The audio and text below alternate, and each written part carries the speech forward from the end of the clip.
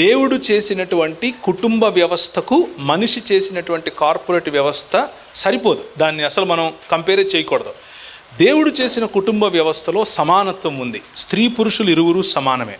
పౌలు పురుషునికి లేకపోతే స్త్రీకి పురుషుడు శిరస్సు, పురుషునికి క్రీస్తు శిరస్సు, క్రీస్తుకు దేవుడు శిరస్సు అని అంటున్నాడు. పూర్తిగా చదవాలి, అది మధ్యలో ఆపకూడదు. మధ్యలో ఆపితే ఓకే నాకంటే గొప్ప పురుషుడేమో అని అనుకుంటారు స్త్రీలు. అది చూస్తే మనము we are actually affecting the trinitarian theology itself. మనం నమ్మే దేవుడైనటువంటి త్రియేక దేవుడినే మనం నమ్మకుండా పోతాం. ఎందుకు అని అంటే when God is the head of Christ, are we saying Christ is lesser God to Father? No, we are not saying that. That is not what we are saying.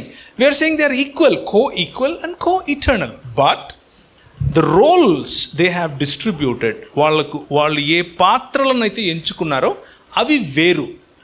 శిరస్సు అన్నది అధికారాన్ని సూచిస్తుంది, నిజమే. శిరస్సు అన్నది సంబంధాన్ని సూచిస్తుంది.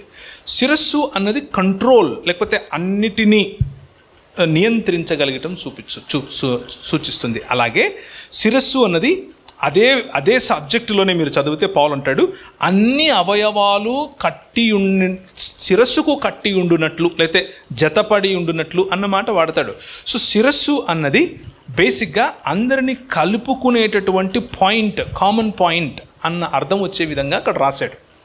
So man is the head of the house అని అంటే, హెడ్ ఆఫ్ ఎ ఉమెన్ అంటే దానికి అర్థం ఉమెన్ కంటే గొప్పవాడు మనిషి అని కాదు, పురుషుడు అని కాదు. పురుషుడు కుటుంబాన్ని ఒక చోటికి కట్టుకునేవాడు. కుటుంబాన్ని, రెండు కుటుంబాలను, తన తల్లిదండ్రుల కుటుంబాన్ని, మీ కుటుంబాన్ని కూడా, అంటే భార్య యొక్క కుటుంబాన్ని కూడా కలుపుకోగలిగినటువంటి కేంద్ర బిందువు అయిన వాడు. అది ఆయనకి ఇవ్వబడినటువంటి బాధ్యత. అంత మాత్రమే కాదు, పోషించాల్సినటువంటి బాధ్యత. అంత మాత్రమే కాదు, నియంత్రించాల్సినటువంటి బాధ్యత. అంత మాత్రమే కాదు, ఈ పనులన్నింటిలో కూడా స్త్రీ నుండి సమభాగీదారి లేదా సాటి అయిన సహాయాన్ని తీసుకునే బాధ్యత కూడా ఇతనిదే. సో పురుషుడికి ఆ బాధ్యత ఇవ్వబడింది. అధికారంగా చూస్తే అది అధికారంగా కనిపిస్తుంది, బాధ్యతగా చూస్తే అది బాధ్యతగా కనిపిస్తుంది. స్త్రీకి ఇవ్వబడినటువంటి బాధ్యతలు ఉన్నాయి. మీరు ఇంతవరకు చదివినట్లు ఉత్తమమైనటువంటి స్త్రీ లేకపోతే గుణవతి అయిన స్త్రీ చేసే పనుల గురించి మీరు చదివారు.